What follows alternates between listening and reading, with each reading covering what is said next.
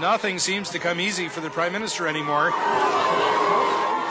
It certainly wasn't easy to deliver a speech over the noise of the protesters who came equipped to make all the noise they wanted. The Prime Minister didn't try to speak for very long. Instead, he walked into the crowd, but there too he had to contend with the protesters. Chretien should be unemployed, the protesters screamed. As the Prime Minister continued toward his car, he came face to face with one of the demonstrators. Suddenly, Chretien took the man by the back of the neck. His other hand was over the protester's mouth. He pushed him aside. Seconds later, another protester approached the Prime Minister. Chretien knocked over the bullhorn that was in his hands. This was all over in a matter of seconds. The Prime Minister grabbing a protester by the back of the neck and pushing him aside. The RCMP pushed the protester on the ground. But how did the protester get so close to the Prime Minister? The RCMP says there was no breach in security. The Prime Minister was adequately protected today, and that's it.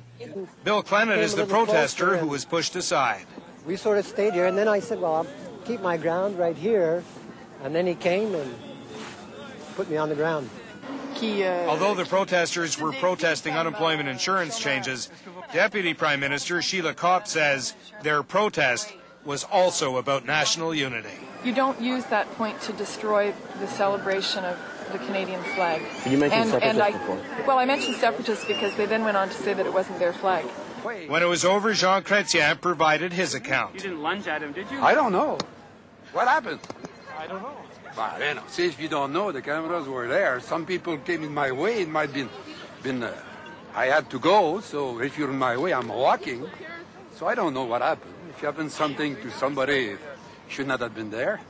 Afterward, the Prime Minister's office said Chrétien was just defending himself. Well, the old street fighter is back in town, eh?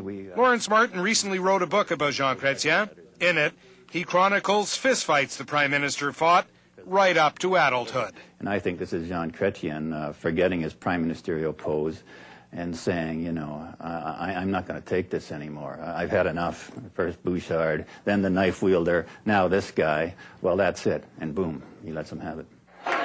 Late in the day, the Prime Minister had one last appearance, but he was in no mood to say another thing about the altercation. What were you thinking when you brought the protesters? After all, Chrétien had declared February the 15th Flag Day. And there is no question this year's first ever Flag Day was, as they say, overtaken by events. Jason Moskowitz, CBC News.